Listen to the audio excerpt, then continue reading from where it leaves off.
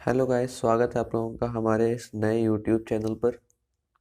तो इस चैनल पर हम लोग पढ़ेंगे क्लास 11th 12th 10th और 9th क्लास की मैथ और साइंस जैसे subjects with full information and details. तो आज का जो हमारा सब्जेक्ट है वो है क्लास 12 का मैथ का चैप्टर 1 रिलेशंस एंड फंक्शंस। तो आज हम लोग रिलेशंस एंड फंक्शंस के कुछ बेसिक्स देखेंगे और इसके आगे वाले आने वाले जो वीडियो होंगे उसमें मैं आप लोगों को जितने भी क्लास 12 की एनसीईआरटी बुक या सीबीएसई की जितने बुक्स हैं उनके जितने भी क्वेश्चंस बनते हैं उन सबको मैं सॉल्व कराऊंगा विथ एग्जांपल। तो आज जो हमारा है वो है बेसिक्स टाइप वीडियो है। इसमें मैं आप लोगों को क्लास 12 रिलेशंस एंड फंक्शंस का फुल बेसिक्स बताऊँगा। तो चलिए आज की इस वीडियो को शुरू करते हैं। तो सबसे पहले आप लोगों को क्लास 11 में आप लोगों को याद होगा, क्लास 11 में हम लोगों ने रिलेशंस एंड फंक्शन पढ़ चुका है। क्लास 11 के रिलेशंस एंड फंक्शन में हम लोगों ने पढ़ा था कार्टेशियन प्रोडक्ट के बारे में और रिलेशंस क्या होते हैं इसके बारे में पढ़ा था। वही इसी को बढ़ाते हुए हम लोग रिलेशंस एंड फंक्शंस क्लास 12 के मैथ हम लोग पढ़ेंगे कि रिलेशन क्या होता है। उसके बाद हम लोग पढ़ेंगे कि रिलेशंस के कितने टाइप्स होते हैं और उसके ऊपर जो भी न्यूमेरिकल या फिर जितने भी क्वेश्चंस बनते हैं हम उन लोगों को उन क्वेश्चन को सॉल्व करेंगे इस चैप्टर में, क्लास 12 के चैप्टर में, रिलेशंस एंड फंक्शंस में। तो सबसे पहले मैं आप लोगों को कुछ बेसिक्स बता दूं जो क्लास 11 में हम लोगों ने पढ़ चुका है। तो हम लोगों ने सबसे पहले पढ़ा था कार्टेशियन प्रोडक्ट के बारे में।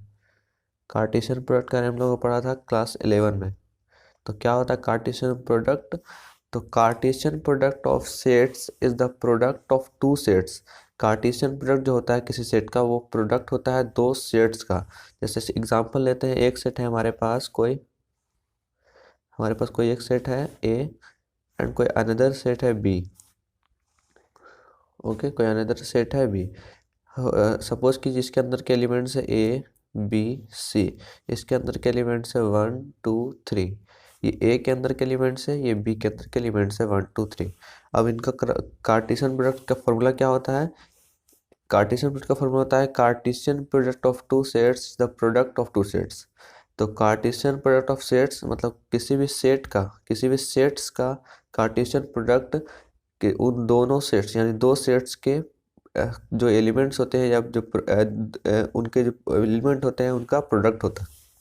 तो जो हमारा ए सेट होगा और जो हमारा बी सेट होगा इनका प्रोडक्ट ही हमारा क्या होता है? कार्टेशियन प्रोडक्ट कहलाता है। तो चलिए मैं आप लोगों को बताता हूँ कार्टेशियन प्रोडक्ट फाइंड कैसे करते हैं किसी भी दो सेट्स का। तो यहाँ पर हमारे पास जो ए क्रॉस बी का जो हमारे पास कार्टेशियन प्रोडक्ट निकलेगा वो कैसे निकलेगा? सबसे पहले हम ए सेट का कोई भी एक एलिमेंट उठाएंगे, जैसे कि ए। सबसे पहले हम ए उठाते हैं, ए के साथ इन तीनों एलिमेंट का पेयर बनाएंगे, A1 A2 A3। इसी तरह से फिर हम लोग बी लेंगे, बी के साथ बनाएंगे B1 B2 B3 such that C1 C2 and C3। तो ये हमारा टोटल क्या हो गया? इसका क्रॉस प्रोडक्ट हो गया या कहेंगे कि इसका कार्टेशियन प्रोडक्ट हो गया इन दो सेट्स का। ओके, तो आगे मैं आप लोगों को बताता हूँ कि अगर इन दोनों सेट्स, कार्टेशियन प्रोडक्ट तभी निकलता है किसी भी दो सेट्स का अगर दोनों सेट नॉन एम्प्टी सेट हो, यानी ये भी और ये भी क्या हो? नॉन एम्प्टी सेट हो। नॉन एम्प्टी सेट का मतलब क्या हुआ? मतलब इस सेट के अंदर कोई ना कोई, दोनों सेट के अंदर कोई ना कोई एलिमेंट होना चाहिए। साथ ही the cartesian product of P and Q is denoted by P into Q. मतलब जो कोई भी कार्टेशियन प्रोडक्ट, दो सेट का कार्टेशियन प्रोडक्ट, लेट सपोज एक हमारे पास है, एक सेट ए है, एक सेट P है और दूसरा सेट Q है। तो इन दोनों का कार्टेशियन प्रोडक्ट का जो जनरल फॉर्मूला होता है वो P क्रॉस Q होता है। इसको कार्टेशियन प्रोडक्ट कहते हैं। ओके, ये जनरल फार्मूला हो गया कार्टेशियन प्रोडक्ट। ओके, और एक चीज़ और याद रखिएगा कि जो P क्रॉस Q का कार्टेशियन प्रोडक्ट जो होगा वो हमेशा ऑर्डर्ड पेयर्स में होगा। ऑर्डर्ड पेयर्स क्या हो गया? जैसे कि यहाँ पे A,1, ये A,1 क्या है? ऑर्डर्ड पेयर्स में है। पहला सेट ए का एलिमेंट है, दूसरा सेट बी का एलिमेंट है। उसी तरह से ये सेट ए का एलिमेंट है, ये दूसरा सेट बी का एलिमेंट है। हम लोग इसको 1, A लिखेंगे तो ये ऑर्डर्ड पेयर नहीं कहलाएगा। ओके, अ, उसके लिए हम लोगों को बी को सेट को पहले रखना होगा, ए सेट को बाद में रखना होगा, ये हो जाएगा। अगर हम लोगों को पहले 1 रखना है बाद में ए रखना है तो ये बी क्रॉस ए का क्रॉस प्रोडक्ट होगा, ना कि ए क्रॉस बी का प्रोडक्ट। ओके, मैं आशा करता हूँ कि ये सब आप लोगों को समझ में आ रहा होगा, क्योंकि ये सारे बेसिक्स है जो हम लोग क्लास 11th में ऑलरेडी पढ़ चुके हैं। चलिए अब मैं आप लोगों को आगे बताता हूँ। तो देखिए यहाँ पर जो ए एलिमेंट है, यहाँ पर जो 1 एलिमेंट है, जो इसका पहला एलिमेंट, इसको x माने अगर y इसको माने, तो x जो होगा वो हमेशा a सेट का एलिमेंट होगा, और जो b y होगा वो हमेशा b सेट का एलिमेंट होगा। जैसे यहाँ देख सकते हैं a हमारा a सेट का एलिमेंट है, 2 हमारा b के सेट का एलिमेंट है। ओके, तो हमेशा फर्स्ट एलिमेंट ए सेट का होता है और सेकेंड एलिमेंट हमेशा क्या होता है, बी सेट का होता है, मेंबर होता है, एलिमेंट या मेंबर कह सकते हैं आप लोग। इसी तरह से एक इम्पोर्टेंट पॉइंट याद रखिएगा, एक इम्पोर्टेंट पॉइंट क्या है इसमें याद रखने के लिए, कि अगर 2 ऑर्डर्ड पेयर्स इक्वल हैं, 2 ऑर्डर्ड पेयर्स हमेशा इक्वल तभी होंगे जब उनके corresponding first elements are equal होंगे और उसके corresponding second element are equal होंगे। जैसे एग्जांपल लेते हैं, ले सपोज हमारे पास एक सेट के जो कॉरेस्पॉन्डिंग एक सेट के जो ऑर्डर पेयर से ए कॉमा बी है, लेकिन ये इक्वल नहीं होंगे बी कॉमा ए के। क्यों? क्योंकि मैं जान रहा हूँ कि जो पहला सेट का पहला जो इस पेयर का पहला एलिमेंट होता है वो सेट ए का होता है और दूसरा एलिमेंट बी का होता है। इसी तरह से ये इसमें जो होना चाहिए ये सेम होना चाहिए, तभी ये इक्वल होंगे, नहीं तो नहीं होंगे। ये कॉरेस्पॉन्डिंग एलिमेंट कहलाते हैं। पहला एलिमेंट जो होगा वो कॉरेस्पॉन्डिंग होगा, सेकंड दोनों जो होगा वो कॉरेस्पॉन्डिंग एलिमेंट होगा। ये दोनों बराबर होगा तभी हम इसको कहेंगे कि वो ऑर्डर्ड पेयर है। ओके, तो यहाँ तो देख रहे हैं कि यहाँ ए है पहला एलिमेंट और यहाँ बी है, तो ये दोनों बराबर नहीं है कॉरेस्पॉन्डिंग एलिमेंट, सो ये नॉन इक्वल है, या फिर इसको कहेंगे कि नॉन इक्वल ऑर्डर्ड पेयर है। इक्वल ऑर्डर्ड पेयर क्या होगा, A comma B is equal to A comma B. यहाँ देख सकते हैं इसका जो कॉरेस्पॉन्डिंग एलिमेंट है वो इक्वल है, यहाँ भी ए है यहाँ भी बी है। ओके, तो यहाँ हो सकता है कि A cross B is equal to A cross B, A cross B not is equal to B cross A. Okay, यही चीज़ मैं आप लोगों को बताना चाह रहा हूँ। तो ठीक है, आई होप आप लोगों को यहाँ तक समझ में आया होगा। चलिए मैं आप लोगों को एक एग्जांपल लेकर दिखाता हूँ से कार्टेशियन प्रोडक्ट निकालने का। चलिए आगे बढ़ चलिए मैं आप लोगों को एक एग्जांपल लेकर बताता हूँ। हमारे पास एक एग्जांपल है अभी क्वेश्चन में, बुक में, कि एक सेट ए है जिसके अंदर के एलिमेंट्स ए कॉमा बी है। ओके, उसी तरह से दूसरा सेट भी है जिसके अंदर के एलिमेंट्स 5,6 है। अगर इनका हम कार्टेशियन प्रोडक्ट फाइंड करने कहा जा रहा है तो कार्टेशियन प्रोडक्ट फाइंड करने का फॉर्मूला होता है क्या है, Cartesian product is equal to, ये अगर ए है तो ए, और ये अगर बी सेट है, यहाँ पर जो वही सेट आएगा जो दिया गया है क्वेश्चन में। अगर पी रहेगा तो पी आएगा, क्यू रहेगा तो क्यू आएगा। यहाँ ए और बी दिया गया है तो मैं ए और बी लूँगा। ओके, इन दोनों का क्रॉस प्रोडक्ट होता है हमारा कार्टेशियन प्रोडक्ट। तो ए क्रॉस बी निकालता हूँ मैं। तो सबसे पहला मैं फर्स्ट एलिमेंट उठाऊँगा ए सेट का, और यहाँ का फर्स्ट एलिमेंट 5। ओके, इसी तरह से इसका इसका भी पहला एलिमेंट उठाऊंगा, यहाँ का सेकंड एलिमेंट, यहाँ का फर्स्ट सेकंड एलिमेंट, यहाँ का फर्स्ट एलिमेंट, यहाँ का यहाँ का सेकंड एलिमेंट और यहाँ का सेकंड एलिमेंट। इस तरह से हमारे पास जो नंबर ऑफ सबसेट्स, इनको हम कह सकते हैं कि एक सबसेट है। ओके, ये ए क्रॉस बी या कार्टेशियन प्रोडक्ट का ये चारों सबसेट्स हैं। अगर ये एक सेट का प्रोडक्ट है तो ये सारे सबसेट कहलाते जाते हैं। ओके, सबसेट्स इतने ही नहीं होते हैं, सबसेट और भी होते हैं। ओके, तो चलिए आगे बढ़ते हैं। अगर मैं यहाँ पर वही वाला एग्जांपल पहले वाला लूँ कि यहाँ क्या बी क्रॉस ए भी इसके बराबर होगा ए कॉमा 5, लेकिन नहीं, यहाँ पे बराबर नहीं होगा। बी क्रॉस ए क्या होगा, पहले हम बी के एलिमेंट को पहले उठाएंगे, यहाँ 5 होगा पहला, फिर ए। ओके, फिर होगा 5 कॉमा बी, फिर 6 कॉमा ए, 6 कॉमा बी। ठीक है, ये सेट की इक्वल नहीं है। यहाँ देख सकते हैं A cross B not is equal to B cross ए।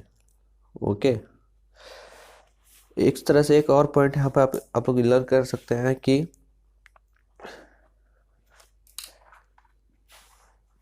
अगर ए क्रॉस ए यानी कि तीन सेट्स हैं, ए सेट जो है हमारा उसी का सेम 3 सेट है, उनका क्रॉस प्रोडक्ट निकाल रहे हैं। अगर अगर if A comma B comma C, A comma B comma C belongs to A, hence A comma B comma C is called ordered triplet. मैं आप लोगों को समझाता हूँ क्या कहना चाह रहा है या फिर क्या इसका मतलब हुआ। तो देखिए, मैंने आप लोगों को जो पहला एग्जांपल लिया था वो क्या था, इसमें दो सेट्स थे, ए थे और बी थे। यहाँ पर तीन सेट हैं, तीनों सेट भले ही सेम है लेकिन तीनों सेट तीन सेट है यहाँ पर। तो इनका एक एलिमेंट ले तो हम लोग इसका एलिमेंट को ए मान ले रहे हैं, इसके एलिमेंट्स को बी मान ले रहे हैं, इसके एलिमेंट्स को सी मान ले रहे हैं। तो इनका जब हम लोग क्रॉस प्रोडक्ट निकालेंगे या फिर कार्टेशियन प्रोडक्ट निकालेंगे तो उनका कोई पेयर किस तरह से बनेगा, ए कॉमा बी कॉमा सी के रूप में।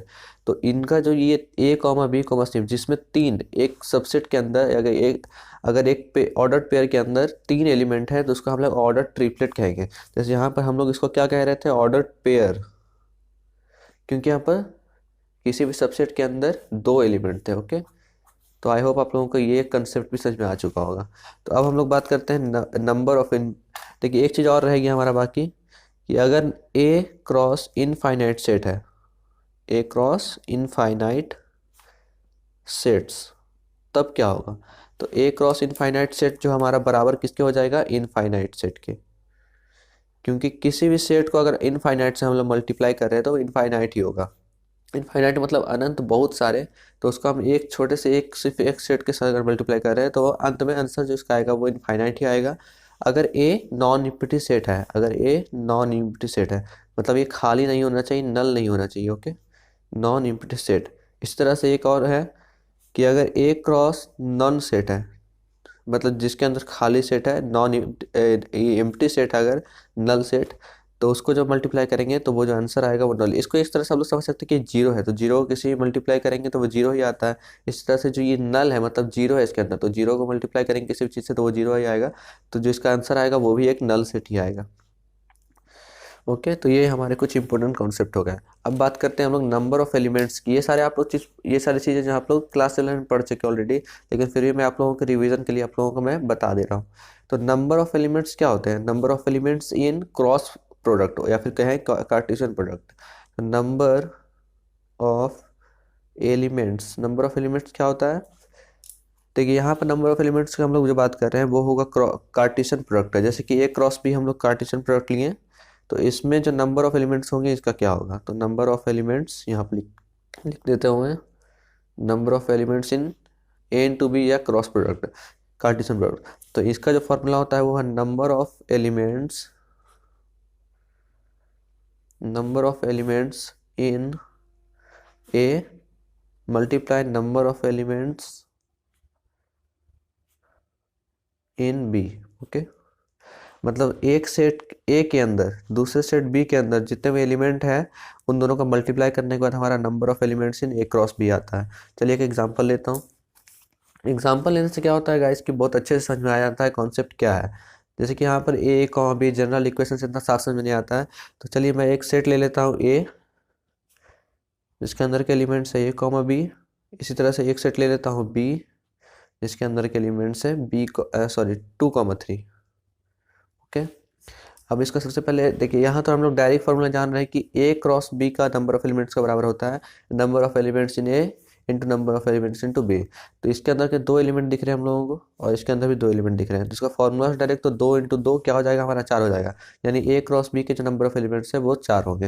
लेकिन मैं आप लोगों को इसको निकाल कर भी दिखाता हूँ कि क्या 4 आ रहे हैं रियली में। तो ए क्रॉस बी का फॉर्मूला क्या होता है, क्रॉस प्रोडक्ट कैसे निकलता है, पहले मैं ए लूँगा, ए के साथ 2, फिर ए के साथ 3, इस तरह से बी के साथ 2 और बी के साथ 3। ओके, तो ये हमारा क्या आ गया, पूरा ये हमारा कार्टेशियन प्रोडक्ट आ गया, Cartesian product of A cross B, ये हमारा आ गया। अब देखिए यहाँ पर एक एलिमेंट, दो एलिमेंट, तीन एलिमेंट, चार एलिमेंट है, तो यहाँ पर प्रूव हो गया कि number of elements in A cross B क्या होता है, बराबर होता है, यहाँ पर बराबर क्या है, 4 के बराबर है। और अगर हम फॉर्मूला से वही चीज निकालें, number of elements in A cross B is equal to number of elements in A into number of elements in B. तो नंबर ऑफ एलिमेंट्स इन क्या है, ए क्या है, 2 है, और इसके अंदर कितने हैं, बी के अंदर 2 है, तो इज इक्वल टू 4। तो अगर हम लोग कार्टेशियन प्रोडक्ट निकाल के भी देखते हैं तो 4 एलिमेंट आ रहा है, और डायरेक्ट फार्मूला से भी देखते हैं तो भी 4 आ रहा है। तो फार्मूला इसलिए दिया गया है ताकि हम लोग फास्ट निकाल सके। हम लोगों को अगर एग्जाम में सिर्फ ये बताया क्वेश्चन दिया हो कि ए एक सेट ए है, दूसरा सेट बी है, और इसके अंदर कुछ एलिमेंट दिए गए हैं, इसके अंदर कुछ एलिमेंट दिए गए हैं, तो इनका हम लोग को डायरेक्ट बताना है कि इनके जो नंबर ऑफ एलिमेंट्स होंगे वे क्या होंगे। हम लोग डायरेक्ट फार्मूला लगा सकते हैं कि ए क्रॉस बी का नंबर ऑफ एलिमेंट इन दोनों सेट के एलिमेंट के मल्टीप्लाई होता है या प्रोडक्ट होता है। तो हम लोग सिंपल से फार्मूला से निकाल सकते हैं। लेकिन अगर जहाँ बोला जा रहा है कि पूरा कार्टेशियन प्रोडक्ट बना करके आप लोगों को दिखाना है, तो आप लोग पूरा इस तरह से प्रोसेस से बना सकते हैं, उसके बाद आप लोगों को आंसर आ जाएगा। तो आई होप आप लोगों को ये कॉन्सेप्ट समझ में आ गया होगा नंबर ऑफ एलिमेंट्स का। तो आगे बढ़ते हैं। देखिए एक चीज़ आप लोग यहाँ पे याद रखिएगा कि जिस तरह से यहाँ पर हम लोग ए क्रॉस बी लिए हैं, उस तरह से अगर 3 सेट दिए गए हैं A cross B cross C, तब जो इनके अंदर नंबर ऑफ एलिमेंट्स होंगे, नंबर ऑफ एलिमेंट्स वो क्या आ जाएंगे। एक तो A cross B cross C है, तो एक हो जाएगा number of elements of A into number of elements into B into number of elements into C. जैसे यहाँ पर number of elements into A किए थे, number of elements into B किए थे फॉर्मूला में, उस तरह से यहाँ पर एक सेट और बढ़ जाएगा, नंबर ऑफ एलिमेंट्स इन सी। तो इतना ही कॉन्सेप्ट था नंबर ऑफ एलिमेंट्स का। आगे बढ़ते हैं हम लोग क्वेश्चन में, एग्जाम एक्सरसाइज में।